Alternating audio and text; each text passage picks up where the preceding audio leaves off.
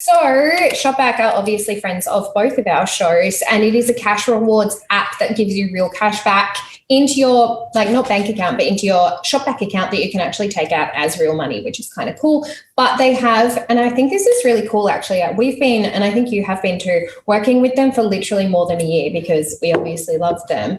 But in that time, watching how many different retailers and brands have been put on the platform is kind of epic. And I think they have more than 1,000 different brands on there. And they even have brands like, and I know this is really lame, but this is what gets me excited, Glen, and I know you can't relate, so I kind of don't care.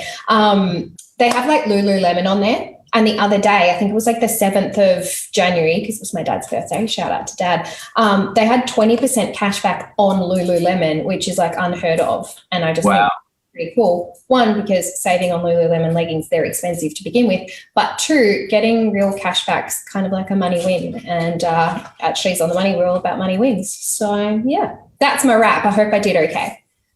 Good. And I was playing around with it this afternoon, and I might tell everyone a bit later when I show the example what I tried to do. I was going to record because I purchased some speakers through it. But it was going to show my home address on the checkout, so I can't share that recording. Right. But we will give an example. Hey, everyone, just while we still get started and we work out this tech, I just want to make sure that... I think this is working. It is? Called Tash, who's in my community, said that her birthday was also the 7th, and arguably that's an undeniably great day to have a birthday because my dad is undeniably great. I'm just and the reason I'm looking at the side, everyone, is just because I'm checking laptop, and I will be just checking. I think we're all good. Victoria, big question. I know you want to be intentional this year. I do want to be intentional. What's your kind of vibe for this year? And then we'll get started, everyone, in about 3-4 minutes. Testing tech. You want me to like repeat myself? You don't listen. My vibe for this year is, and I don't think anyone is going to be surprised about this, it was be kind. And I feel like maybe people would assume that was last year's word, but I picked the word this year of be kind because it was such a prominent word in my life last year that I just felt like it was such a good word to pick up this year. And we were talking about this the other day, Glen, so it feels silly to be talking about again.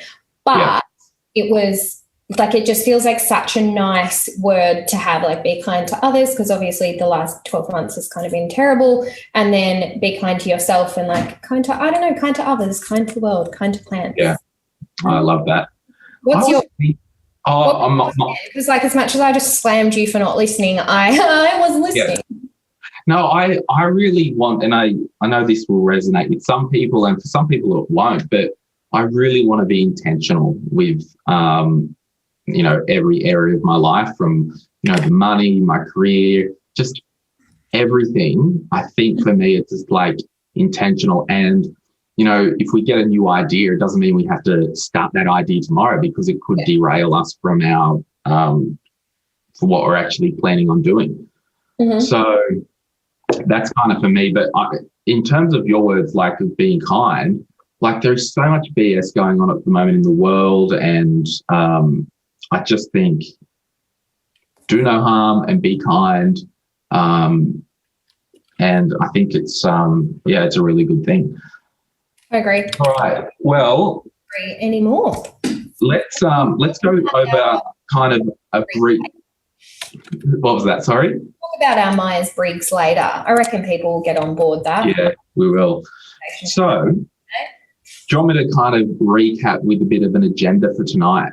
Yes, please, sir. But before you do that, I think it's really important that both She's on the Money and My Millennial Money acknowledge the Dark and Young, which is yours, and the Wurundjeri Wurrung people of the Eastern Kulin Nation, who are the traditional custodians of the land on which we both work. We acknowledge traditional custodians of the country throughout Australia, and we recognise their continuous relationship to the land, and we pay respects to elders past, present and emerging. And I know that that was something that is really important to us to get off the bat before we even start this webinar. So now, Glen, I would love to know your summary of March. All right. Well, so what we're going to do, I want everyone to first, while I read a bit of an agenda, I want you to type in the comments if you're watching on the Shop Back page, if you're watching on She's on the Money page, if you're watching on My Millennial Money, write in the comments where you're watching from tonight. But we'll talk a little bit about... Like, where are we going with this, Glenn? Like, they're obviously watching from my mad Facebook group. Yeah. Hang on one sec. There's a couple of things. The live feed, can you get Jess to share the feed from the She's on the Money page into the She's on the Money group? Would that be okay? That sounds very technical. And from the She's on the Money page to the group. I thought it was in the group. I could only share it to the She's on the Money group. Our page, sorry. Oh, okay. Yeah, Jess is on it. For those of you playing along at home and haven't noticed, Jess is sitting beside us. Hi, friends. She'll say hi soon, I promise. Sweet. Have you got it, my friend? So while that's happening, where are you from? There's a few people from Melbourne. There's a lot from Melbourne. Wynyard, Tasmania. Yes, please. Tasmania is my island home. I love it. You love Tassie too, though. Everyone's right. Okay, everyone, write like the location you're from, not whose group you're watching in, because I want to actually know. Because they're all commenting on my Facebook group, and I'm sure it's the same. I know. Yeah. They're like, I'm from She's on the Money. I'm like, I know, that's the group. Yeah. And then what we're going to do, Victoria and I are going to kind of share our tips about good money habits, and that will be a lot of fun. Then we're going to talk about some habits around investing and saving and all the good stuff. Yes. At the end of the night, Shop Back, and if you have just joined us, we can't do this tonight without Shop Back. It's an online platform that gives you cash back into your account, direct cash back. I'm going to do an example of how Shopback works and all the brands that you can use on there. They're giving away 5 $100 vouchers or cash, I guess, to people. And hello from Bendigo and Cloncurry, and another one from Bendigo and Brisbane. They're giving away 5 $100 cash gifts to people on any group who write a good comment tonight. And then at the end of the night, they're giving away one $500 cash back, and we're going to give you details on how to get that delicious cash back into your account. So if you want to hang around, have some fun with us, we want to keep it really casual. I've also, I'm going to give away, I've got a few copies of this book called Atomic Habits. It's currently Wall Street Journal #1 chart-topping book at the moment. I'm going to give 3 of those away. So Jess Pearson in my team, thanks for working back tonight. She's going to probably take note of some good comments and we'll reach out to you. But Victoria, before we start, I've got a riddle for you. And this is why we don't let Glen James facilitate the evening, because you know what happened, guys? Before you even start, Glen, we were talking about this, we planned this, and then at 8 p.m. you're like, also, I'm going to talk about a riddle, and I'm going to do this, and I'm going to do that. I'm like, that wasn't part of the plan, but okay, let's do it anyway. So, Glen James, what's your riddle? Riddle me. I'll just get this bus that I've been thrown under off me. Okay, who am I? And if you know the answer to this, wait till the end and write it in the comments. Of physics. I just heard myself. Who am I? I'm your constant companion. I'm your greatest helper or heaviest burden. I will push you onward or drag you down to failure. I am completely at your command. Half the things you do, you might just as well turn over to me, and I'll be able to do them quickly, correctly. I'm easily managed. You must merely be firm with me. Show me exactly how you want something done, and after a few lessons, I will do it automatically. I'm the servant of all great people and, alas, of all failures as well. Those who are failures, I have made failures. I'm not a machine, though I work with all the precision of a machine plus the intelligence of a human being. You may run me for a profit or turn me for ruin. It makes no difference to me. Take me, train me, be firm with me, and I will place the world at your feet. Be easy with me, and I will destroy you. Who am I? I feel like I had a lot of tickets on myself being correct with this guess, and now I don't want to make myself look like an idiot in front of 125,000 Facebook group members. But given the theme of tonight, am I allowed to guess, or should we ask our community what they think? I'm looking at you. Someone said my mind, my money. Someone said a dog, and I was like, I love dogs, so yes. Someone said dollar sign, mindset. James, in my group, they said, you are Glen James. Yes, I can be a failure to myself. Yes, but I'm assuming that given the theme of tonight, am I allowed to spoil it now? You can go for it. You might be wrong, but you can go for it. It's a habit, right? Yes, I am habit. Oh, so, mysterious. So you're welcome to, if anyone wants to read that riddle, you can just Google habit riddle. So I like that. Brooke commented and said, it's my, what did she say? It's my financial future. No friend, you're in She's on the Money and My Millennial Money. You quite clearly have a brighter financial future than that. Totally. So we're going to also answer a heap of your questions later tonight. And bank them up, my friends. Don't post them now because we won't get them, but post them when we tell you to. Yeah, so think of any questions that you want. Now, Victoria. Yes. Would you like to start while I have a drink of water? And that's right. I don't drink wine. I've got tea. Is that appropriate? Got my Frank Green bottle. Oh, that's very fancy. Have you got your own branding on that bottle? Yes. Oh, I'm so surprised to see that. I don't have She's on the Money stickers yet. But Jess over here, and I'm sure she'll pop in and say hello in a second. She's actually worked, Jess is here. She's actually worked to create some sticker designs, and we're going to have our own stickers. So I'm going to send you some, Glen James, and you can put a She's on the Money sticker on your drink bottle. I will do that. You're welcome. Don't say I don't do anything for you. But back to what we were talking about.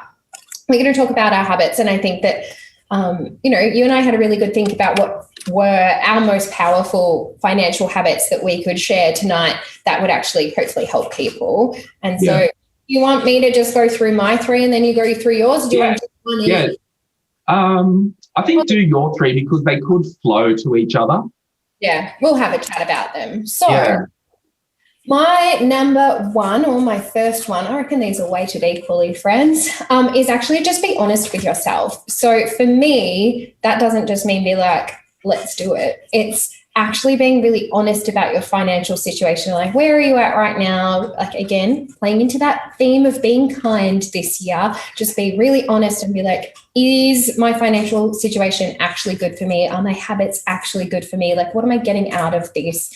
Is this actually where I want to be? And kind of sit yourself down and have a good hard think about, are these things productive or are these things detrimental? What does this actually look like for my financial future? And how do I create the life that I actually want? But then also being honest with yourself about how that's actually going to happen. So I think it's really easy to get derailed and sidetracked and fall off the cart, I suppose, if you set a financial goal that's really unachievable.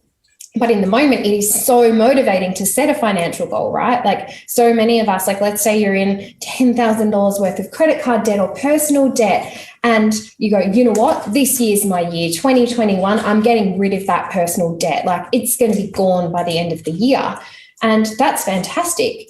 But if you're honest with yourself, do you actually have the capacity to save that much this year to pay off that debt? If not, like you're going to end up in a situation where you're super disappointed in yourself and disappointed in your goals, and you will start thinking that maybe it's you, not the actual goal. So I think it's about being really honest with yourself about what that actually looks like and how you're actually going to set that up. Does that? Have you had any, I guess, in recent years, any situations relating to your own money where you might have not been honest with yourself or you've believed a lie? I don't know if I've believed a lie. I've always been quite open with it. But I think when it comes to maybe not being honest with myself, it might be around, like, in my community. I'm very good at spending money on skincare, right? Like, it's really easy to set a budget or put it into your cash flow plan that I'm going to spend $50 a month on skincare. That's my budget. That's my cap. But I think if I was being honest with myself, I was spending more than that. I just didn't want to be honest with myself. And those little things compound and they grow, and that money actually had to come from somewhere else. So I think it would be small things like that. I don't know if I've believed my own lies. Like, maybe my lies are so good I genuinely believe them and think they're truth. But I think it's one of those things that, the little things where you just, even with grocery bills, right? Like, you'll be like, oh, all right, $100 a month. It's like, well, be honest. Is it actually $100 a month, or are you popping into Coles a couple of times and it's actually $130? Because over the long term, that actually compounds and does grow and does impact you, arguably sometimes in a really negative way. So honesty is the best policy. I'm writing that down. Be honest. My humble opinion. And that kind of leads well into my second tip for having better money habits in 2021. And that would be understand your cash flow. And I think that you, Glen, you're all over this. We're definitely on the same page about understanding your cash flow. We actually don't mind how you do that, speaking on your behalf again, but it's just understand your cash flow so you know what's coming into your bank account and what's leaving. It's not necessarily about knowing that, Victoria, I know what I earn, I know what comes in. It's also about understanding, well, how much is going out? What are your bills? What are your non-negotiable expenses? What does that look like? Because, for example, back to the $10,000 savings or the $10,000, debt reduction this year, if 98% of your income is taken up by those essentials or other spending in your budget, you're not going to be able to meet that goal. And if it's a priority, you need to readjust the rest of your life to actually create that priority. And your cash flow system is going to be the thing that you actually start with. So for me, that would be number 2. You like cash flow, don't you, Glen? Sorry? You love a good cash flow, don't you, Glen? I love a good cash flow plan. I do believe. And then my third and final point on managing your money habits better in 2021, friends, is backwards goal setting. So I think a lot of you would probably have been expecting me to say, oh my God, use the SMART goal methodology. Like, guys, you already heard that from me. I'm giving you fresh new content in 2021. And working backwards on goals, to me, is one of the best ways to make sure that goal is actually achievable. So my theme of tonight is that $10,000 savings amount, because I think that is a good goal. Work backwards. Can you actually save $27.50 every single day? Like, is that achievable? Is that something that from your cash flow? I want it. That's like, I've seen it online a few times lately, and I'm like jumping on this bandwagon. That's a big amount for someone to go, oh, save $30 a day.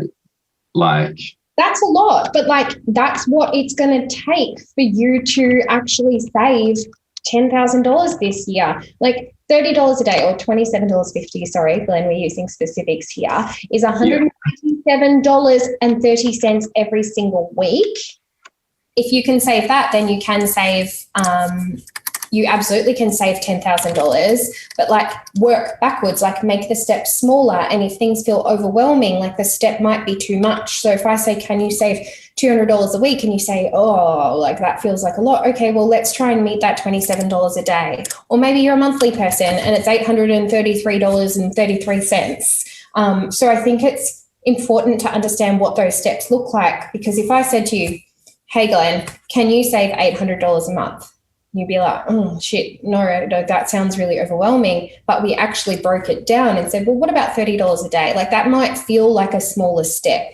And I think the smaller the step, the easier it is to take. And like, small steps are still steps, and they actually equal the bigger part But for me, it's backwards goal setting and working out what the final timeline is, and then taking your time and your final amount and dividing it and working out if that's something you can actually do. Yeah, I like that, because it's kind of, you're a financial advisor. I was a financial advisor. With anyone's kind of financial plan or goals, often we would say, okay, what's the goal? And then you work backwards and you let the dominoes fall as they may into tax structures, into different investment opportunities, into everything and it's all underpinned by that cash flow thing. A lot of the time we get caught up with, what's the best EFT? What's the best this? What's the best that? It's like, well, no, let's go forward to what we want to achieve. And then we work backwards and say, okay, well, we do want to invest in shares, but what tax structure do we want it in? Do I want it in my spouse's name? Do we want it in my name? Do we want it in superannuation for the longer term? And then we might go, okay, we do want this, we want it in this tax structure, and we've got X amount to put in it. So I think that's a really good point. Now, everyone... James, now I've got my 3 points. Does everyone want to just make maybe any comments about Victoria's 3 points? Because I've seen a good few comments about your points there, Victoria. So do you want to maybe read a couple out? Yeah, actually, I'd just like to point out that I'm going to check something. Lucy said, I'm really good at quick math. Thank you, Lucy. I strive to impress. But then also, who was that? Emma or M, sorry, said, I've worked out that I want my personal loan gone by the end of the year, but that's actually $43 a day, and like that head blowing up emoji. And I think that's what it's going to take. And sometimes we actually have to get over the fact that it sometimes does feel really overwhelming, because if that's genuinely too much, that's actually so okay. What we actually need to do is just create another plan on a different timeline that actually works for you personally, whether that is debt reduction or savings or whatever that is. I think we need to understand that not always is something going to be achievable, even though we are overly optimistic about it. Like, optimism doesn't mean it's going to be achieved. And I think that, maybe that's a downer of a thing to say, that just because you're super excited and just because you're really ready, maybe doesn't mean it's something that can be achieved. Or arguably, what's a side hustle or something you can pick up to actually get that amount of money? If it's $43 a day, what can you do? Can you do cat sitting? Can you, do some copywriting online? Can you, get a side hustle of doing online surveys, which my community is doing, to get rid of that and make it like mini goals? Like, maybe you need to just do $200 a week of additional side hustle. And my friend, that is your $10,000 debt gone. So I think it's about being strategic, but we can only do that if we're honest with ourselves and we actually set realistic goals and work backwards with them. Totally. I just saw a comment and it's gone, but I think it was Alicia said she says it's helpful to also write the anti-goals down. It's like, these are things that I'm actually not interested in. So, we get a lot of pressure from our friends and family. Oh, you've got to buy property, you've got to buy property. It's like, you know what? That's not a goal of mine, and these are the 3 reasons why. And I'm so sick of people putting, like, that sounds bad, but I'm genuinely so sick of people feeling as though they have to achieve something, especially something so big like purchasing a home, if they don't actually care for that.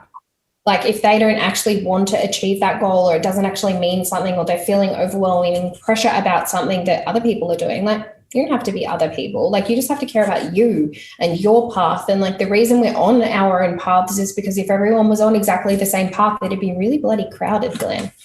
Totally. Now, I'm just having a look here. It appears that we can't get the actual video playing out of the actual event on Facebook.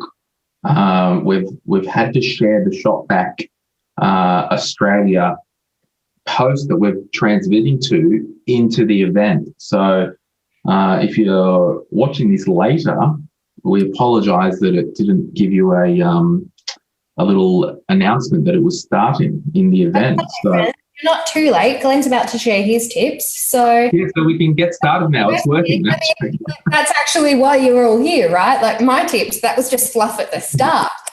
No, I really, and this is the value of doing,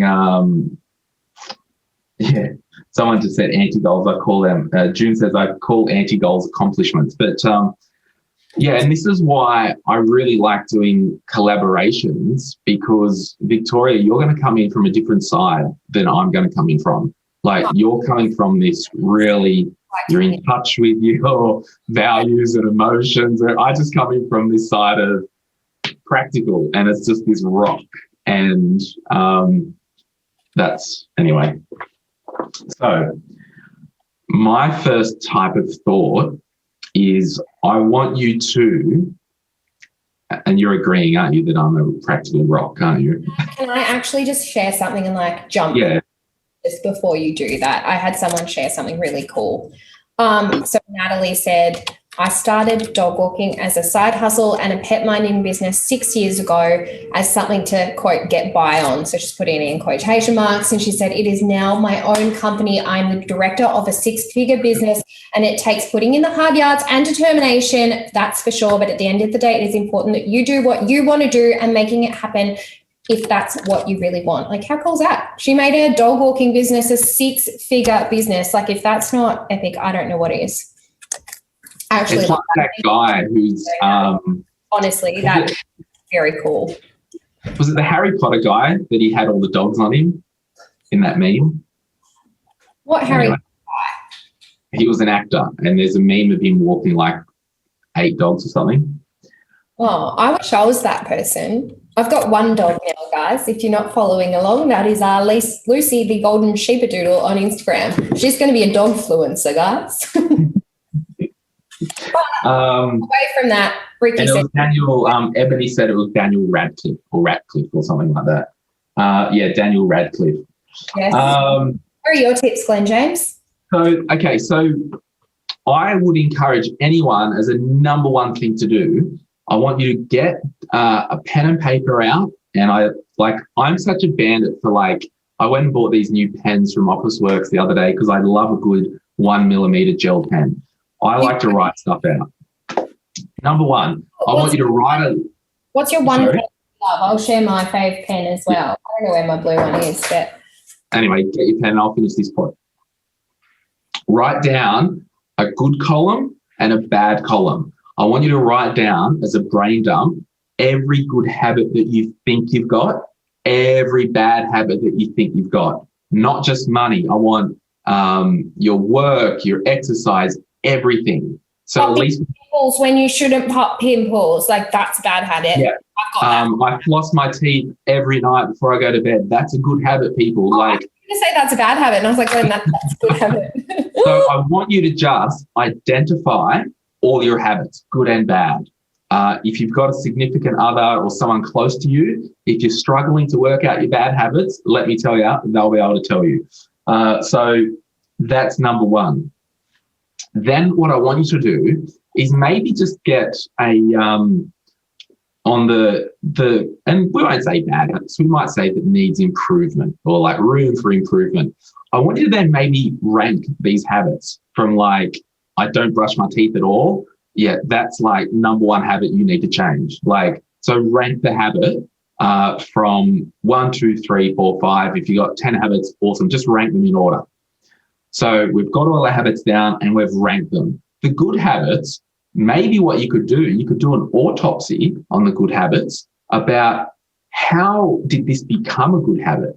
Because habits, they don't just appear. You have to, well, they can, bad habits usually appear, but the good habits, you've had to work on that. So if you can do an autopsy on 3 of your good habits, I mean, usually when they're dead, so don't kill your good habits. Whatever.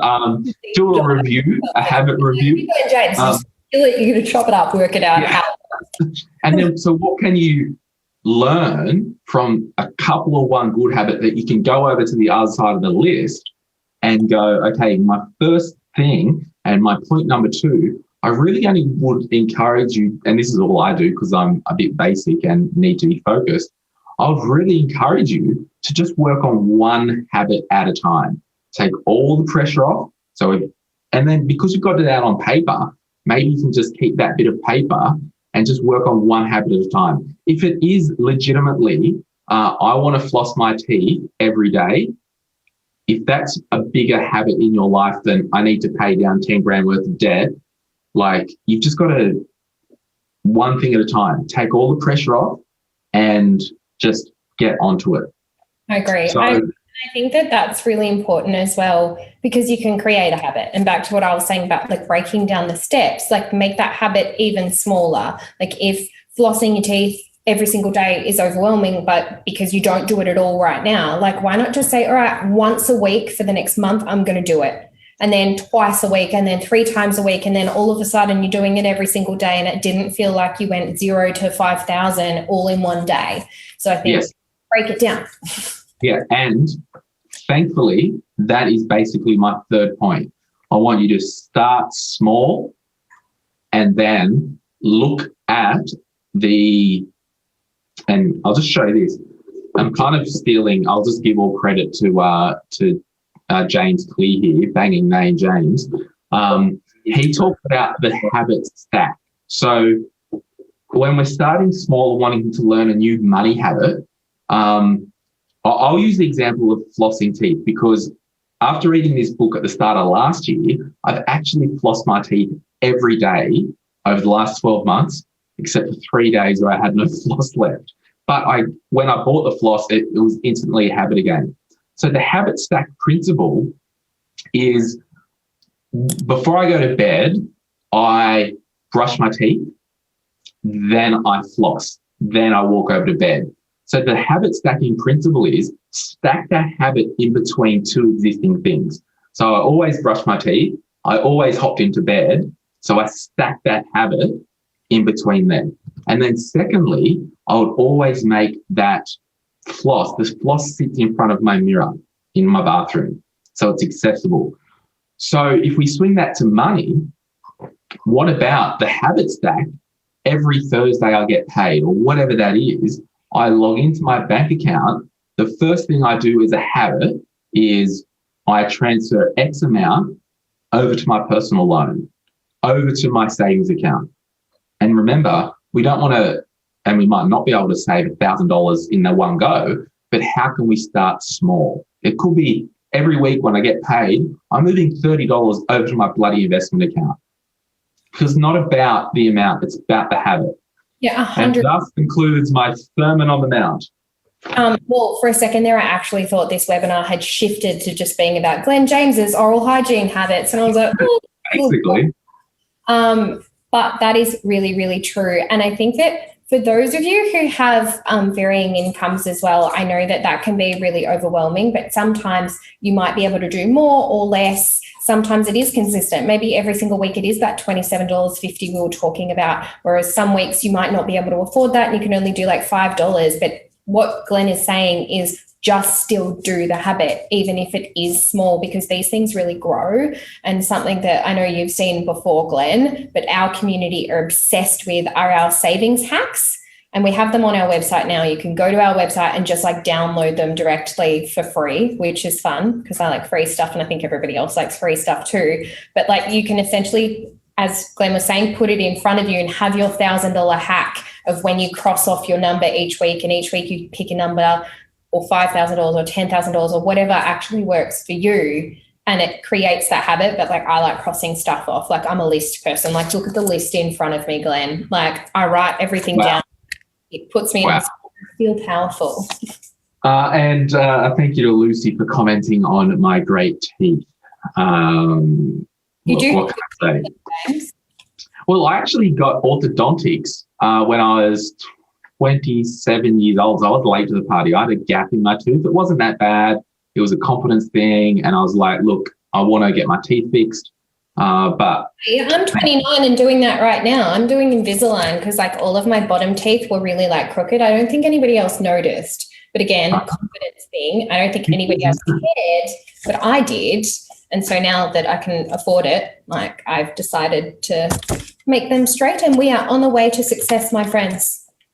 So a shout out, maybe write everyone, because Shopback, they've just, we've pinned a comment, write your comments, because remember, if you've just joined us, Shopback, we couldn't do this webinar without them. They're giving away 5 $100 cash injections, and they're looking at all the comments throughout the pages. She's on the money, my millennial money, shop back. And then at the end of the night around, I don't even know what time we're finishing, 9:30 or whatever, we're giving away, well, shop back is one $500 cash thing. And I'm really bad at trying to explain stuff. But I'm going to share my iPhone on the screen and show you the shop back app. And we're giving that away. So lots of good habits there. Maybe write in the comments, and we'll wait a couple of minutes because it can be a bit delayed. Has anyone either got Invisalign or got orthodontics as an older person, after school? Because I want to just personally encourage you, if you're on the fence about that, it was honestly the greatest thing I've ever done. And the only reason I didn't get Invisalign, Victoria, was because I didn't want to spend the money because I wasn't really disciplined enough to use it. So I'm just like, nah, put the bloody things on there and I'll be done with it. So, I mean, I actually thought, so I have wanted Invisalign for the better part of 10 years, literally that long I've been talking about it, because I thought that I'd get over it, but I didn't. Went with Invisalign, live in Melbourne, guys. I don't know if you playing along at home. Went with Invisalign because I didn't want braces in my photos, but then we've been in masks pretty much the entire time that I have had Invisalign. I'm I should have just gotten braces. This is a joke. I've paid a premium to have clear braces, and I can't leave the house without a mask on. So, I was thinking about that this week. I was like, oh my gosh, if now's the time that you want to get your teeth fixed, yeah. Yeah, no point. Now's the time to get braces and have a money win and just put up with it because you'll wear your mask. Somebody actually had a really great quote, and I actually want to share it if it's still there. Where did it go? I don't know where it went. But someone commented that small habits don't feel heavy until they are too heavy, or they break and they feel too heavy or something. Where did that go? It's a Warren Buffett quote. So you look up that. What do you reckon your best money habit is? If you were to say to somebody, if you only do one thing ever, and I'm also going to give away something free as well. Free stuff. Glen James, I don't have stickers yet, and you're just here's all my merch. No. What do you reckon? And maybe I want everyone to write this in the comments wherever you're watching. And I'm going to ask Victoria, what do you reckon your number one best money habit is? And I'm slunking because I'm lazy, because I want to actually learn from people here. What do you reckon yours is, Victoria? Mine's probably going to be a little bit left field, but it would be talking about money. So being really open and honest about my financial situation.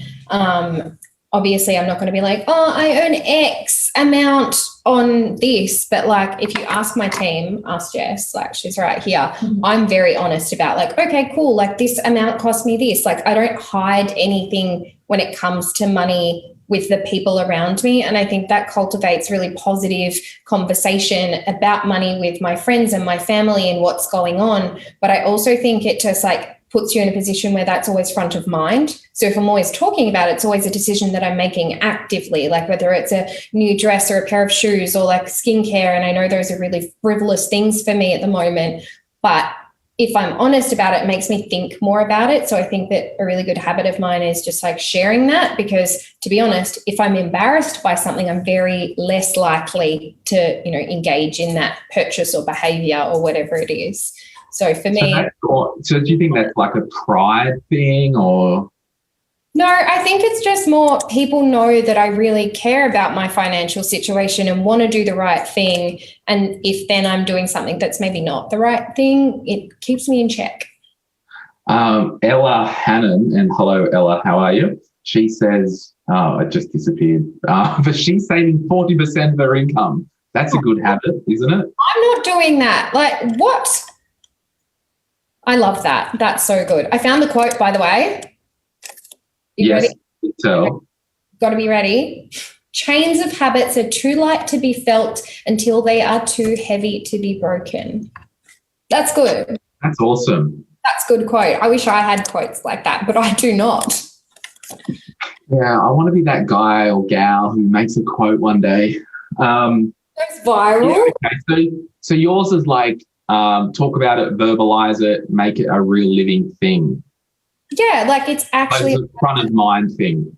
Yeah, it's definitely part of the conversation. Like I won't shy away from that conversation. And I feel like I think it's a really good habit because I know that lots of people do feel really uncomfortable talking about those things. And lots of people do feel really uncomfortable saying to their friends like, oh my gosh, I've got X amount in my bank account. And I was having this conversation with a friend the other day and she gets paid monthly and like she divvies up all of her like cash and she actually uses my cash flow system. So yeah, that's the impact I have on my friends, guys. I'm the cool girl at breakfast. But she does that and she was saying, oh my gosh, I've literally got like $14 left in my spending account until the end of the month. And like the end of the month was probably like 4 days or something away. And so like that really shaped my perception of the activity that I was choosing. And it was just a flippant thing. She's just like annoyed at herself that she's gotten to that far. But I really liked knowing that I could help my friend stay on track. Yeah. Through that, but also knowing she's achieving her goals and like, let's just help her achieve her goals by not suggesting something like, oh, well, let's go for brunch, knowing it would cost $50. I was like, why don't you come over? I'll make breakfast and we'll watch some Netflix. And that's what we did. A few people have said in there, and they might just be helping Shopback. They said using Shopback before buying anything, see if it's on Shopback. That's a good habit. That's not just helping Shopback. Like my community are legitimately obsessed. I would get tagged in a Shopback post. I love it. Keep doing it. But I would get tagged in a Facebook post about it every day of people being like, oh, money win, I got cash back on this. Like it's not, it sounds too good to be true sometimes, but I promise you it's not. Like it's not too good to be true. It's legit. Like Shopback actually get paid by the retailers. So like if we want to be open and honest about money, which I have been, Shopback get paid by the retailers like a referral fee for sending you to them, and Shopback just split the commission. Yeah, they're splitting it with you. So it kind of makes sense if you were going to purchase from those platforms anyway. There's like nothing shady going on. It's literally a cash rewards app that gives you real money back, and to me, that's pretty cool. Because like I remember first signing them on and being like, no, that's too good to be true, and it's not. Alexa says, I'm obsessed with Shopback, best tool I've ever found. Nikki says, yes, Shopback. So that's really cool. Now, I reckon my best money habit, and a few of you have said it, particularly where I'm looking from, and it's so annoying that they just go so fast, the comments, is I got to the stage, what am I, 52 years old? So, yeah, about 25 years ago, I got to the stage. You were asking what your real age is, not how old you look. Oh, zing. I'm sorry. I'm not sorry. Sorry. No. Is to just automate everything. And particularly with my investing, every single month, I've hacked my own habit of, because I'm a spender by nature. So my habit is to naturally spend, where your habit might be to naturally save. So I've had to hack my habit and set up an automatic transfer every month. I do 3 automatic transfers every month, one of them into my superannuation, one of them into an investment account, and another one into another investment account. So I don't even know it's happening.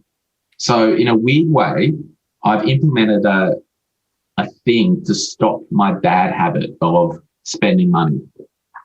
You're good at spending money on tech, aren't you? Just to throw you under a bus.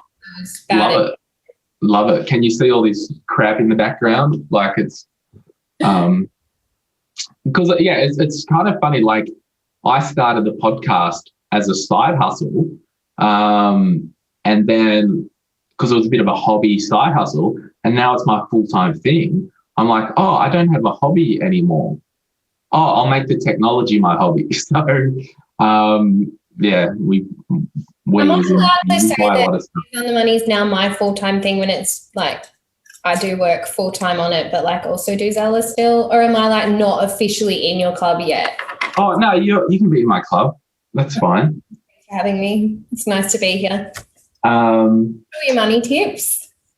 I feel like we did. You got one more to go? well, that was my biggest habit. But what I was thinking we could talk about would be what are some other good habits for investing. And just before that, someone just said, and I'm really sorry, guys, these things just pop up so fast. Comments so quickly. I do apologise. We've got our Jesses. You've got Jess Pearson and I've got Jessica Ricci. And they. Yeah, maybe Jess, if you can copy and paste into just a Facebook chat for me, some good questions that I can read or comments or anything good, if that's okay. She just copies and pastes the entire comment section. Yeah. All good. So let's try and oh my gosh, hold on. I've got a good one. It's from Zoe from my community. And she said, I've actually got a money confession. Cute. But she says, sometimes I try on something like a pair of shoes in the shop and then I jump on shop back and purchase them while I'm still standing in the store. Like, you're a woman after my own heart. If that's not funny, I don't know what is. Like, you are committed, friend. Someone just said, oh, okay, Shopback had to cancel a screen share because they couldn't get the sound to work. Oops. Why did that happen? Has there been no sound for the Well, they were trying to do a workaround to get the screen share working. That's on your phone. You can have it. Sorry, that technology might be your passion, but it is absolutely my greatest failure. Tell them if they can't get it working, DM us or send them the link. Yeah, so if anyone can't get it working, DM She's on the Money and Jess can send you the live link if you can't find it on our pages. Yeah, sorry, time. Sorry, guys. Sorry, everyone. We're just Hold on, just to clarify, you can hear the sound when you're on our Facebook pages, but if you're listening directly from Shopback's page, not She's on the Money and not My Millennial Money, you can't hear us? people can hear it on the M3. It was just the Shopback page that they couldn't hear. Okay. Well, Alana, I'm so sorry. I can't show you Lucy while we wait because I'm actually in my office at work, not at home tonight. All I've got is Jess. She's also got an Instagram, but it's, not as dog-centric as Lucy's Instagram. I do apologise. But, yeah, we can do more Lucy content. I feel like that gets really good engagement, doesn't it? Let us know if you love the reels. Yeah, reels. Have you made reels on Instagram yet, Glen James? Yeah, I've done a handful. It's pretty good. Like it? I don't think I've seen your reels.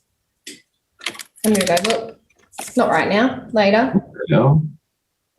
That's weird. Some random just text me. Hello, if you just text me. We can't hear you. And I said, go to the M3 page. We can. And I said, who's this? Just a podcast listener. Where did they get my mobile number from? I don't know. What the hell? I thought my background was going to be slightly blurred, and someone has said, hey, Victoria, how is the beauty fridge? How did you see that in my background? For those of you playing along, I have a beauty fridge full of skincare in my office because that's who I am as a person. It's going really well, my friend. It's beautiful. I'll probably post about it on Instagram so I don't get overloaded with DMs about where I got it. Okay, so I've just heard from Shopback. There were some errors on the Shopback live because the actual event on Facebook wouldn't let us share the live video to the actual event. We could share it to the Shopback page, we could share it to the My Millennial Money page, and we could share it to the She's on the Money page. So let's just continue on. So Jess Pearson, if you could message me any questions or good comments that I might be able to share because they're just coming up so fast. And that would be great. So Victoria. Yes. Yeah, it's curious. I'm here. Habits for investing. Let's talk about that because we all like investing. Do we? Well, for various reasons, we might like investing. Other than automating your investing account, as in putting money in each month, fortnight, week, I wonder if we can think of just different habits that might be appropriate for habits with investing. What kind of habits have you got? You've got automation. Do you have any other habits around investing? Well, I was thinking, you don't want to, with your investments, you don't want to be selling and trading all the time. If you're a long-term investor, you want to find a good quality fund. But I think it's wise, maybe as a yearly habit or every half year, just to have a look at your investments, just to see how it's going. Because a lot of times, you might set something up and move on, and it might be a dog. It might not be appropriate anymore. So that's kind of, I'm just thinking, I don't know if you've got any ideas about habits, let's get a bit of group. Like that might be a really good thing to do, right? So like I know a lot of my community are investing in things like ETFs, right? Where they don't have to make those decisions. Like if it is a dog, you can get rid of it, but you're like the manager of the ETF would be doing that for you. But I think that maybe if the ETF isn't performing well, I think that's important to understand. And to be able to understand that properly, you actually have to understand what the market average is returning. Because sometimes, and I've had this question a lot, people get upset with their returns because they're like, oh my gosh, that sucks. I'm going to change my investment. It's like, hold up, wait. Do you understand the market right now? Do you understand that this is happening everywhere? It might not be, the investment that you've chosen. It might be the economic environment right now. So I think that educating yourself on, well, what does that look like? What returns could I expect? Like, what's my benchmark? Am I benchmarking against average returns in Australia or average returns internationally? That's going to depend. And I think that you need to make sure that you're comparing apples with apples, not apples with oranges, and expecting the return of a global high caps fund that, is really risky when you're in a really conservative cash heavy ETF. Does that make sense? I think that understanding it, maybe that's not a habit, but understanding investing and your portfolio and how that compares, even if it's just my portfolio compares to the market average like this, and that could even just be reading the PDS of your product to understand it, because that's usually in there. I think, what I've actually, in just kind of unpacking this, if you're actually new to this money thing, you want to get better with money, Victoria, there's actually, we're trying to think of all these complex things about habits with investing. There's actually nothing that's groundbreakingly other than do it regularly, get a decent investment and keep your mitts off it. I don't think we can really do a big deep dive into trying to unpack all these mystical habits about investing or saving, because it's just this discipline thing. It's literally a discipline thing. And I think it's about consistently good habits creating your ultimate outcome. And I think understanding, you and I talk about investing so much. And I am obviously obsessed with it. I would argue that my community is also obsessed with it. But the thing you need to understand is why you are investing. And again, this goes back to my point about working backwards. Why are you investing? Like, for me, I'm investing so that one day I can have an investment portfolio that will return me a passive income that I can live off. And I think that that's the part that a lot of people are missing when they say, oh, what should I invest in? It's like, well, actually, before you ask that, why should you invest? Like, what's the outcome of that? Because, I've used this example 1,000,001 times, and it's on my podcast tomorrow. I do apologize if you're going to listen to that too and hear me and I'm a broken record, but $500 invested each and every single month from the age of 20 by the time of retirement is going to be a $1.2 million investment portfolio-ish. Average rate of return, 7.5%. And that sounds like it's in today's dollars. Yeah, it's in today's dollars. Like, we don't need to get too complicated, Glen, but that amount in savings would be good, by the way. I think that's good that you clarified that. It is important, but that would be in savings $240,000. So you're arguably making nearly $1 million by investing as opposed to just saving, like not even talking about inflation or, rates of return. Like, don't you bring complexity into this, Glen James. We're trying to be really simple. But arguably, the reason we want a $1.2 million in a portfolio is not because we will have $1.2 million when we retire. It's because that $1.2 million will generate us about, 50 grand a year. Let's be even more conservative. 50 grand a year as a passive income that we can live off. Like, that $1.2 million doesn't get spent, friends. Like, it doesn't go anywhere. You live off the money that your money makes. And like, that's to me the sexy thing about investing and why we want to be investing and the reason we're doing what we're doing, not, oh, well, investing is good and I'll make money. Why do you want to make money? What's the outcome? Like, can I jump in there and say 3 things? Oh, I don't know. Are they good things? They're awesome things. I've had enough of that this week. If you've just joined us, I just wanted to, and please understand, shop back. They did not say to me or Victoria every half hour stop and give us a mention, but I just personally want to say thank you to Shop Back for supporting us tonight. We can't do this without you. But Caro, she actually said in the Facebook group, and I wrote this down, Shopback is going to fund her investments. So if you want to get intentional with spending, use the app, get the commission cash back into your account, and every month dump that money into your investments. That's mint. Love your work. Monique says she's so far got over $400 back from Shopback. And she's putting that in her investments. So that's awesome. And Shopback said, we love you, Glen and Victoria. Love you too, Shopback. Love you. But I wanted to just, as a teaching point, how I was revving you up about future dollars and today's dollars.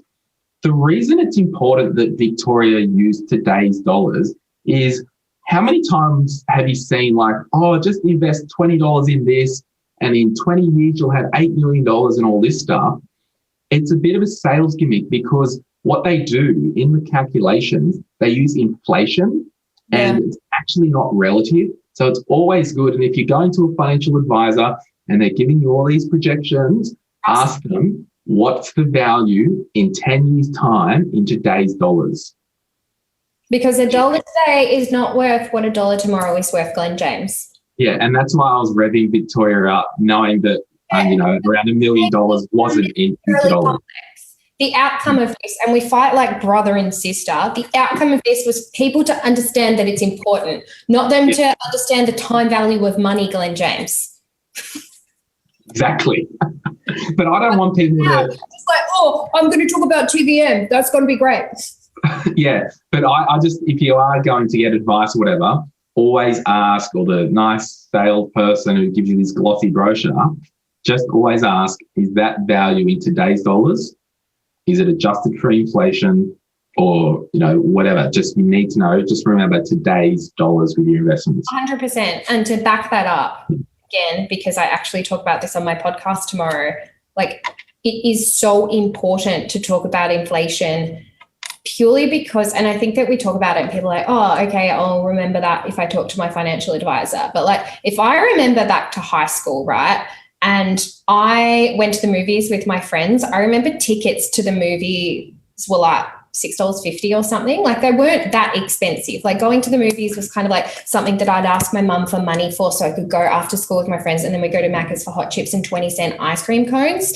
But now to go to the cinemas, it's like $22, $23 because the cost of these things increases over time. So the same thing is going to happen in 30, 40 years when we retire. Like, who knows what the cost of going to the movies is, or who knows what the cost of a, 20-cent ice cream cone is going to be in that period of time. So that's why it's important, because your money will not buy you as much as it does today if it doesn't actually take that into account. And that's why it's really important. I love it. Love it. Now, let's get into some questions.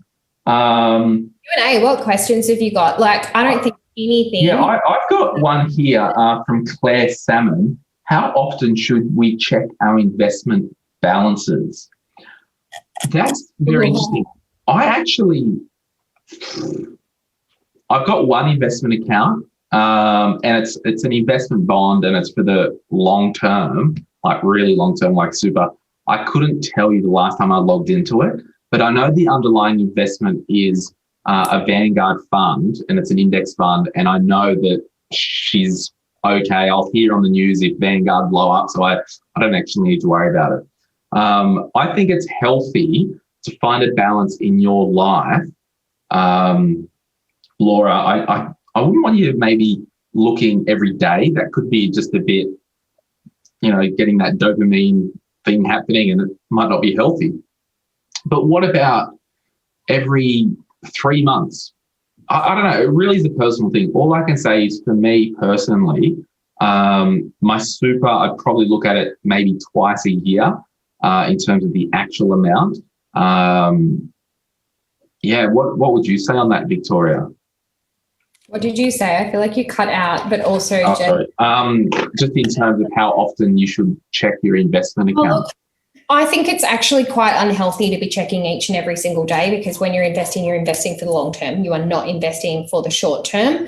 And to me, investing is something that it does take a really long time, and feeling the market's fluctuations on a daily basis can feel really iffy. Like, if you held property as an asset, there's not like a number above the house that you own that tells you on each varying day based on what's going on in your suburb, what your property is worth. And so you kind of just, every so often check in. Like, a house down the street might sell and you go, wow, that was 40 grand more than what I paid. That must mean mine's a little bit more. And you might check in with yourself in that way. So I'd say like maybe once every couple of like months. We're not talking like 4 times a year. We're talking maybe like 6 or 8 times a year. I'd really want you to have a look at it, but we're not talking about in passing. And that's all really good to do as you say, not like do as I say, not as I do though, because I'm really good at checking mine on a very regular basis. And I like looking at mine, but I'm also obsessed with it in a different way than being obsessed because I'm worried, if that makes sense. And I think that you need to understand what type of person you are. If you're a worrier, maybe don't have your investment app on your phone, because checking it is a bad habit, and we want to break bad habits in 2021. Yeah, I personally, it's interesting because you don't want to give yourself, undue panic or worry.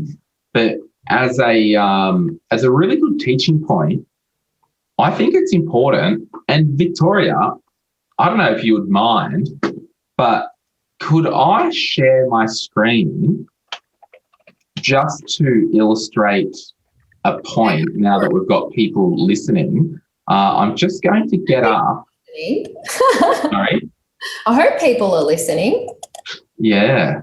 I'm just going to pull up a chart of the All Ordinaries, which is the Australian Stock Exchange. Jessica says she checks 4 to 8 times a day. You do you, Jessica.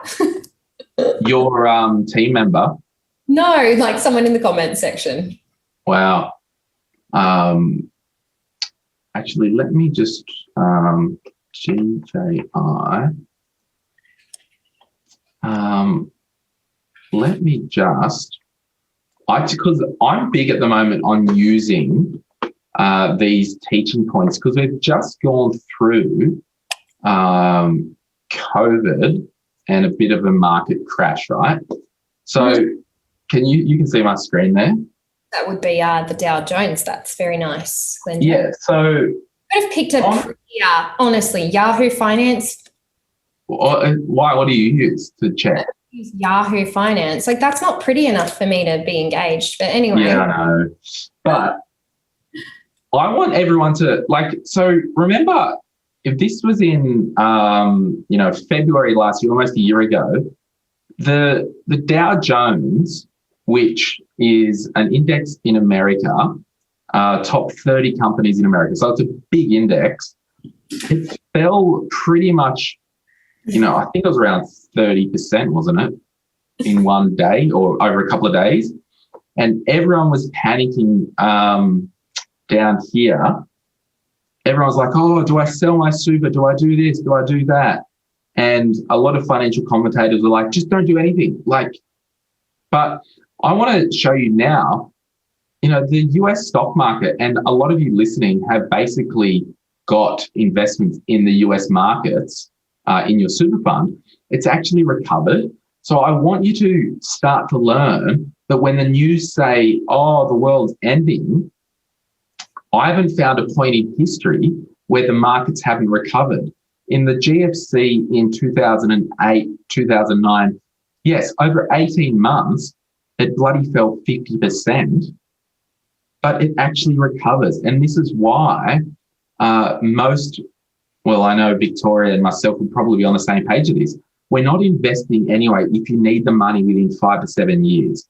So once you know that I'm putting this money aside for the longer term, if I invested this time last year at the height of the market and then it crashed 2 months later, that's okay because I understand markets recover over time. I just thought, is that helpful to anyone just to understand? Because, through the GFC, we hear all these stories. Whoops, where we go? Hang on. We hear all these stories about, oh, my uncle and aunt, they lost all their money during the GFC. It's because they got panicked, they didn't understand. And when the values dropped to 30% lower or 50% lower, they went, I'll take my money out now because I don't want to lose any more. Then the market recovered. So those who sold at the very bottom actually did harm to their own money. And this is why it's so important to have good support networks and to talk about investments, keep engaged with the Facebook groups, because history tells us, you look at that, history tells us markets recover and it's like a yo-yo walking up the hill. Exactly. And I think that's really, really important to understand as well. And something that really goes alongside that is like the emotional investment journey. And you and I have spoken about this a lot, Glen, where, often, and it's a really great Warren Buffett comment again, or quote, be greedy when people are fearful and fearful when people are greedy. So that's essentially saying that you're going to make a lot of money if you're, and I'm not saying that this is advice, so I've got to be really careful there, but most of the money that was made in the share market recovery from the GFC was people seizing that opportunity to buy shares that were underlyingly really brilliant companies that were currently being undervalued. And I think it's really important to understand that during that emotional investment journey, you go up and you're optimistic when you start, and then the journey goes up and you see your share price go up and it's euphoric. And that's the point of maximum risk in investment because you're really, really excited about this. But then, the market starts to dive and you go through fear, and then there's a little bit of panic, and then there's despondency. And that's actually the maximum point of opportunity investment. But you've actually got to understand your emotional journey as well, because if you're feeling really fearful, the last thing you want to do is put more money against something, because that's terrifying. But you've got to remember that the market is cyclical and it does go around and things do change and things do come back. But that's where good advice comes in. And that's where having a community that teaches you what that actually means is going to help. So for me, that's important to understand, because as much as, you're saying this is where people are making money. People made money because they were scared and they panic sold. People lost money because of that, but then the smart investors made money because they saw people panic selling and they're like, this is my time to shine. And they picked up all of those shares as the market was increasing.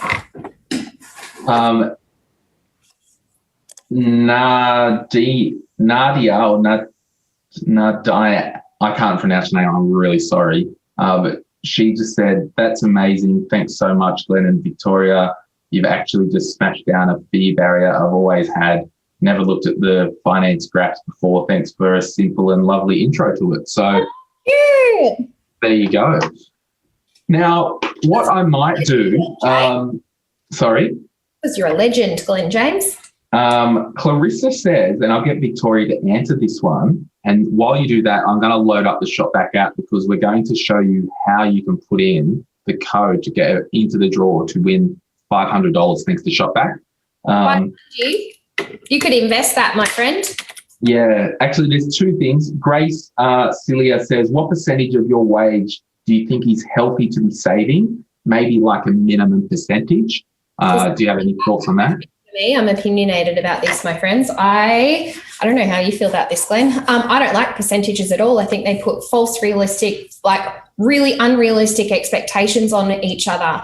Like if I said to you, save 10% of your income. If you're earning $500,000, my friend, that is not enough. But if you are earning $40,000 and your income doesn't actually allow you to have much of a cash saving, like say you're earning 40 grand and you are a single mum, like that is unrealistic and makes you feel bad about yourself. So for me, it's actually different for every individual person. So I don't talk about percentages because, to be honest, it's really unfair to put the same expectations on other people. So for me, it would actually be about understanding your cash flow, what is coming in, what is going out, what are your costs that are not negotiable, understanding your costs that are, primary costs versus those, extra discretionary things. Like we don't really need to always buy new skincare. That's me talking to myself. But I think we actually really need to understand what those costs are and then make investing or saving a priority for you and your goals and aligning that. Because if I said to somebody who's earning 40 grand a year, save 10%, that is a really big number and it is really unachievable and totally unfair. Yeah, anyway, thanks for coming to my TED Talk. I think... I totally acknowledge that, but I think in our own lives relative. So for me, I use percentages relative to my own life. So I think the right answer, Grace, is we should be trying to save as much as possible. And that means my as much as possible is different to Victoria's as much as possible. So I'm all about that. Clarissa says... We will agree to disagree. You can put your percentages in the bin, Glen James. No, I think the percentages are good for your own life. So if you are earning 40 grand a year, you might say, I like to try and invest 2% of my income. Just because that's a guide for me. No, don't agree. All right. I like percentages with spending. What impact does investing in shares have at tax time? Well, it depends if you sell them or not, and whether you're reinvesting your dividends or not, and how all of that is working. But strictly speaking, at tax time, let's just say a few micro investing accounts. Before you go on, Kayla said, Mum and Dad, please stop fighting. Don't fight in front of the kids, Victoria. Oh my God, until they go to bed, I will have it out with you. I would like to say, so if you use Raise or Spaceship or the Vanguard platform, I'm not talking about direct shares right now, but usually if you're using a product, every 12 months at the end of the financial year, they will send you a summary of what you basically take to your accountant or what you put in your own tax return. Now, if your investment has grown $2,000 and you haven't sold it, there's actually no impact on your tax. There's impact on your tax if you receive a dividend or distribution. That's treated as income. So you'll be taxed a little bit more, but there could be some, they call them franking credits inside the dividend. So it's probably too complex to cover now, but any dividends that you receive are treated like income. So you may, depending on the portfolio you've got, you may have to pay a little bit of tax at the end of the year. But it's impossible to answer because there are so many different products out there. So I abruptly ended that. But there could be tax implications. But Victoria, for me, I've never had a problem paying tax on investments, because if I'm paying tax on an investment, it means I've actually made money. Yeah, and I think we really need to break that barrier down. Like, my friends, if you are paying tax, you are making money, you are in a good position. Like, not paying tax is not good. Like, I want to be paying tax. Like, at the end of the day, I would love Glen to come out one day and be like, hey, Glen, I pay $1 million in taxes. And you'd be like, okay, well, guess what that means? You're making a whole lot more than that. Like, that is a good position to be in. Like, at the end of the day, I'm very pro-tax. And I think that, you know, we live in a really special location. Like, we're in Australia, our country really cares about us. We have great facilities, great resources, and like, that's what taxes go towards. Like, it's lucky that we get to pay taxes. And I know that that is probably not something that other people are going to be like, oh, but Victoria, it takes away my income. Like, we really need to stop seeing it that way. Like, at the end of the day, tax is not a surprise. Like, if you have $100,000 income and you are paying tax at a higher marginal tax rate than, you know, your friends, I think that, you know, you need to remember that it's not actually $100,000. It was never going to be $100,000. It's a really nice paper number. Like, take tax out and always look at your after-tax income. Like, stop talking about pre-tax income, because it's just actually hurting you and hurting the plan. And like, let's just work with what we've actually got and go back to my first point of this entire webinar, which was start being honest with yourself. Totally. Absolutely. Now, what I'm going to do, man, there's so much good chat.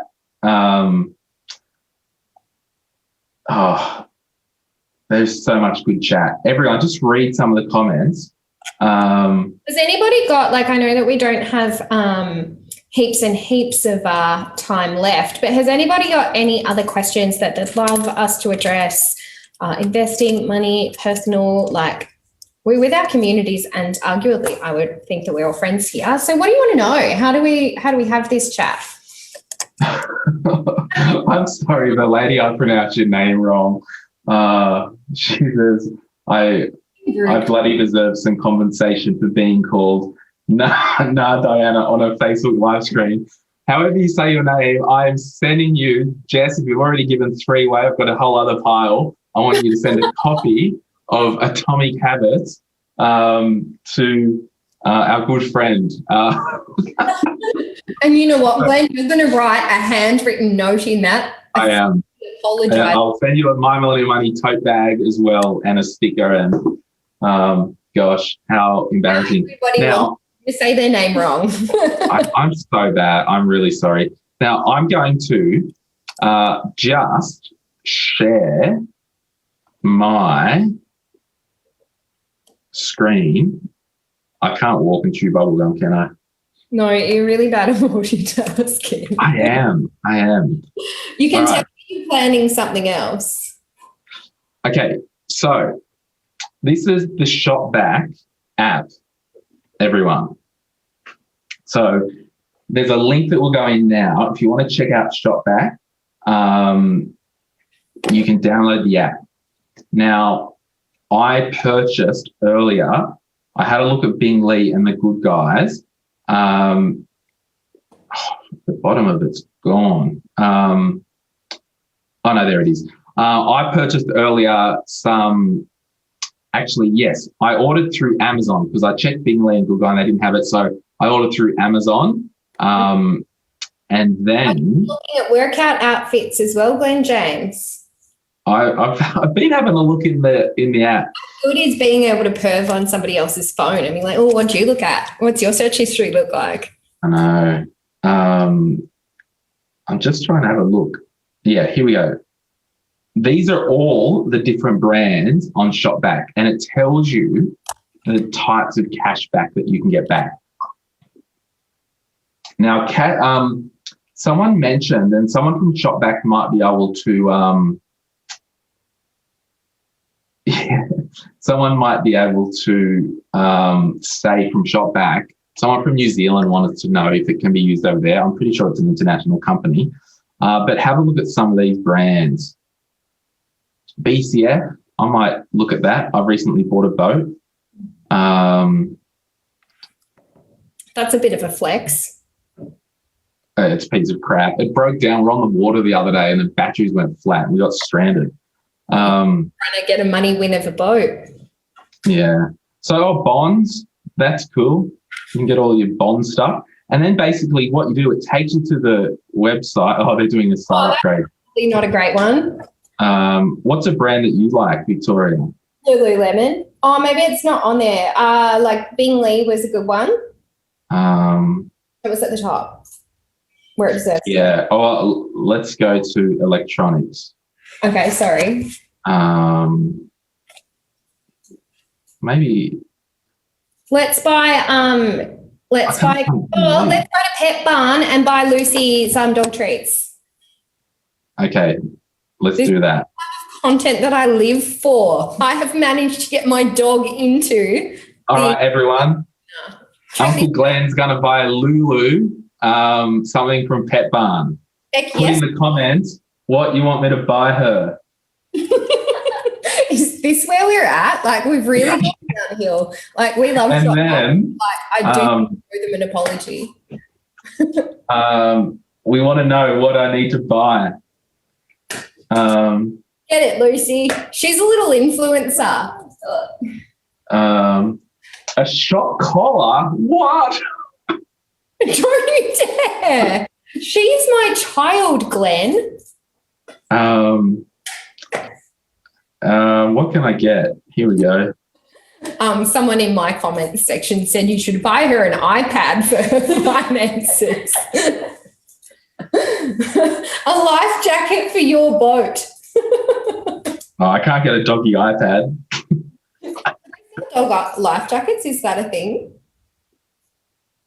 Do you want a donut bed? I would love a donut bed, but my dog is like going to be 30 kilos, so like that's going to be expensive. Let's not pick that. But where's the is that the right one? No, I don't know. I'll just update it. There's a lot of pressure, so much pressure. Okay. Everyone, hang there. Dog bed. You're looking up a dog. Yeah, you can Emily. get a dog bed for the She's on the Money office. Please make it aesthetic.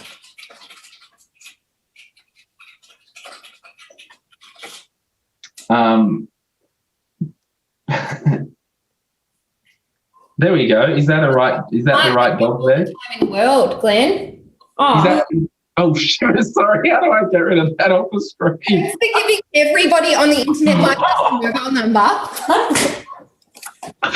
Oh, sorry, everyone. What's it Is that the called? right dog bed? Should I get her that one? I don't know. Ask the community. Should I get the You haven't This one? given many options. a Kong Chew? Kong Chew. Brad says no. Anyway, everyone, Buy a this is dog all out. the good. It's too slow. This is all the good stuff you can get on Shopback. Too true. So what you need to do. But more seriously, guys, I quite literally use, you're probably not the right one to even be doing this like example. Like I would have shown you exactly how to use it because I am very proficient in Shopback. But I literally use Pet Barn all the time, which is why I knew they were on there. And I shop on there to just get my cat food and my dog food because for those of you playing along at home, I'm a crazy animal lady and have 2 cats and 1 dog and their food bill does add up and like they usually have a pretty good cash back. And I pop that money back in my account. What am I? this is what you need to do. You need to go to earn more at the bottom Yes. if you want to get in the draw to win. Mm-hmm. Yeah, Zoe said, can you sleep on this purchase? Put 24 hours between you and your purchases, Glen. Yeah, totally. And then I want you to go code at the top. And then I want you to go SOTMM3. What a code. That's the code, everyone. So if you want to go in the draw to win $500, that's the code right there. That's the dream code. Someone said that. Don't text me while we're we're live screen sharing, Victoria. Oh man.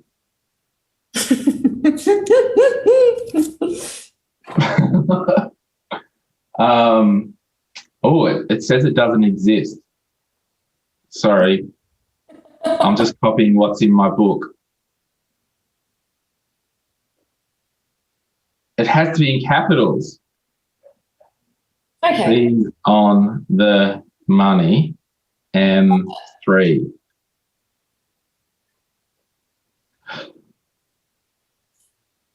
Yes, I won. No, so that's what you have to do. SOTM M3 in capitals. Screenshot? Or did you actually just get that? No, it's just like, it'd be so funny. Did I win? No, I think it says awesome, you got a reward and you've got to use it. No. Please don't tell me you got it. No, I don't think I've won it. It looks a lot like you have. Hey, everyone, did I actually win? Yes. I think. No, everyone got that. No, everyone got that. It says awesome, you've got a reward. Yeah, but I think that's just saying you've entered. Oh, okay. I'm like, this doesn't feel right. Yeah, you've entered, and it ends in 1 day, 2 hours. That's nice. Look at that little banner picture of us. What a team. It's cute.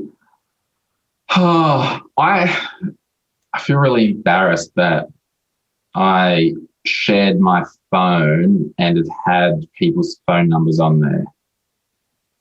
I don't think it was mine because I'm genuinely lucky enough to be saved as contacting Glen James, like the Glen James's phone. So like that's pretty cool.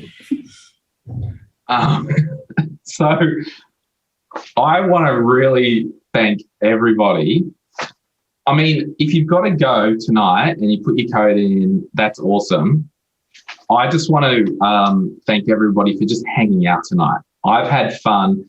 And for me, like, I keep saying, Victoria, like, I'm not your guru. I'm just here to facilitate a conversation with the M3ers. And I think I'm calling people M3ers now. Okay. My community doesn't sound as fun as M3ers. Like, what are you, sodomers? Like, yeah, whatever that is. So I'm just facilitating the M3ers. I'm not your guru. And having said that, the reason why I'm actually good with my money is because I'm accountable to the group. I'm accountable to reading posts. I listen to personal finance podcasts when I'm bored. Like, I'm not above any of this, and we need good habits. And I want you to think of what's one thing that you can do this year to really set some good money habits. I think that's all I've got there. an inspirational. I just really want to thank Shopback for helping us put this on because it does take time and resource. Like Victoria and I, we've got staff members that have had to do overtime to help in the background and all that stuff. And hi, Jess. And we both got Jess's. Thank you, Jess, for staying back and making sure that my life runs smoothly, albeit it doesn't. So make sure, so Shopback, they're going to they are going to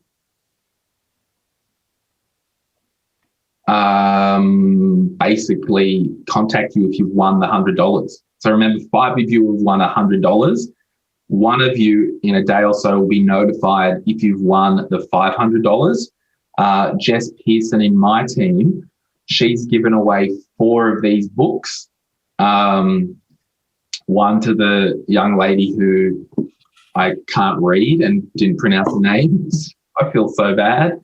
Thanks to the random stalker who got my phone number, and I've since removed it from a website that it was on. Where was it? Just for It was on a website that I've removed it, so don't bother search.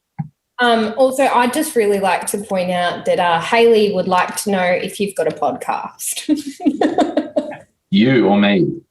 Like someone in my comment section was like, does Glen have a podcast? Glen, do you have a podcast? Yeah, I run a podcast called My Millennial Money.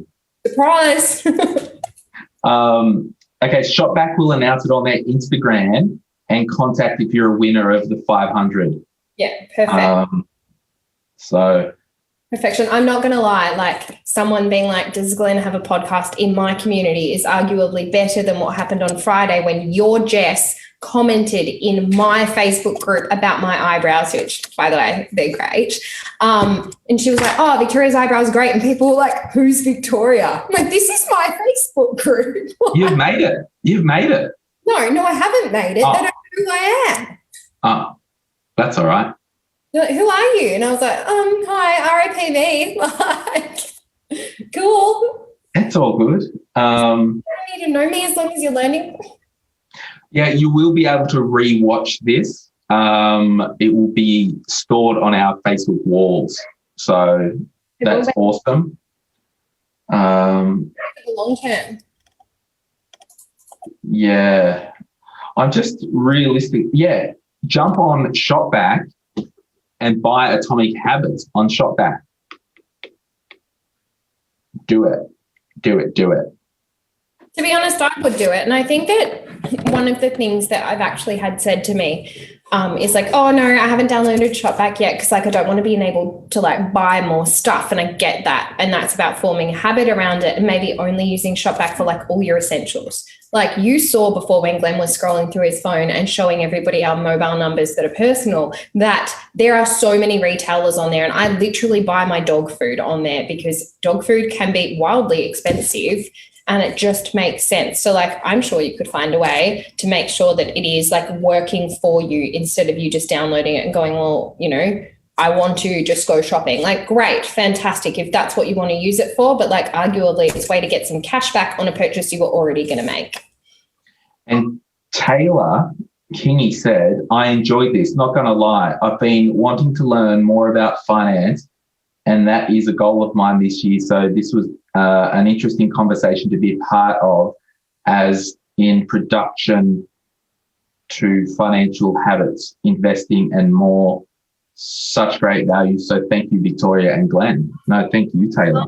Like, stuck around and you have spoken or hung out with us, listened to us rant on. I just feel like it's so fun to hang out with everybody. Oh, Kira says, Victoria, when's She's on the Money book coming out? That's a good question, Kira. COVID got in our way and changed our publication timelines for those of you playing along at home.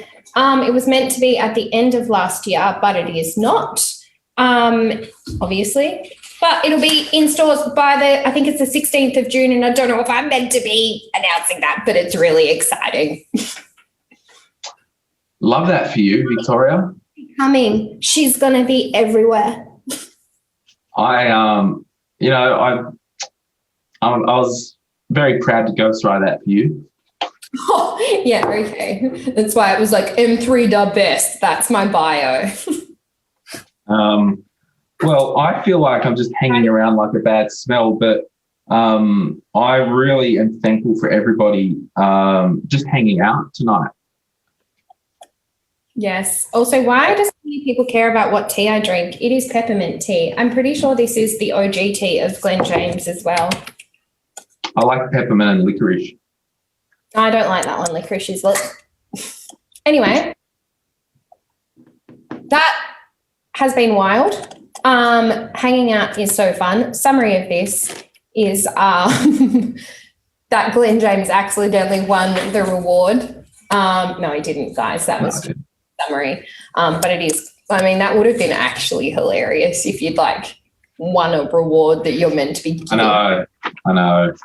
But yeah, I'm so thankful for Shopback because the amount of, brands that come to us and want to work with us, like we turn away more brands than we actually work with. And you guys understand how many we say no to. Like, it sounds really entitled, like when you're like, oh, I say no to so much, but like we are very lucky, and I'm sure you are too, Glenn, to have these beautiful platforms full of so many beautiful people that we want to put in the right positions. And other people see, oh, there's people that trust your opinions. Can we put our product here? And it's like, well, no, like that's a bad product for my community. Yeah. I told a brand this week, I was like, no, I've spent the last 5 years of my life trashing you. I can't have you.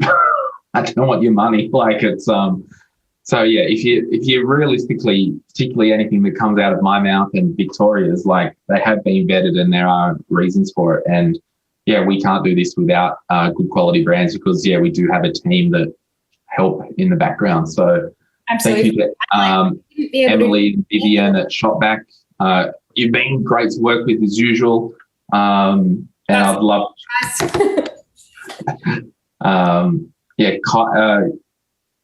Kaylee says you should have Afterpay sponsor you. Probably won't happen ever. You want Apple? You want Apple, do you? No, is that what you said? What did you say? Like, what's your Afterpay? Oh, okay. Who's your dream like brand or sponsor to work with? Shopback. You, my friend, are a keeper. Thank you. I don't know if I've got like a dream brand that's not something that, I don't know. Imagine how sick it would be to have Kmart. Oh my God. Like I don't like Kmart. No, I bloody love Kmart. I'm here for it's all cheap crap. Like, sorry, blow up the comment section because Kmart is the OG. Like you go in there and you just find stuff and you need it. And like, that's the biggest money loss of my entire life. I honestly, in good conscience, I can't buy from Kmart because I believe it's cheap rubbish that's mass produced in China. Wrong. You are wrong. Oh, man. Brand just commented on my video saying that Kmart's the best. So maybe talk about having a clear conscience as a team. Who says? Someone said I'm now officially cancelled. Minor figures oat milk. Oh my gosh, someone said minor figures oat milk because I'm obsessed with oat milk and like low key, I just like talk about them all the time. They've literally never sponsored me, but I guarantee there are people out there that actually drink that oat milk because I talk about it so much. Like I hound it. Yeah, my dream sponsor after Shopback would be like Aston Martin. Yeah, okay, so we're all just being really ridiculous with these brands. But I think that's a really great place to wrap it. Friends, thank you so much for joining us tonight. We really appreciate it. Honestly, it has been so fun. And yeah, like thanks for hanging out with us and being part of our communities and making our lives better and like everybody else's lives better financially. Yeah, thank you so much. And I just got a message from Jess Pearson. Apparently she gave away 10 Atomic Habits books. So 10 people are getting books. Free, and Jess is like... No, that's and if I don't have any left, we'll send you a journal. So thank you, everyone, so much. Love you, Vic. And thanks, Emily, Vivian, and the team at Shopback. Be good, friends. We'll see you next time. Ta-ta.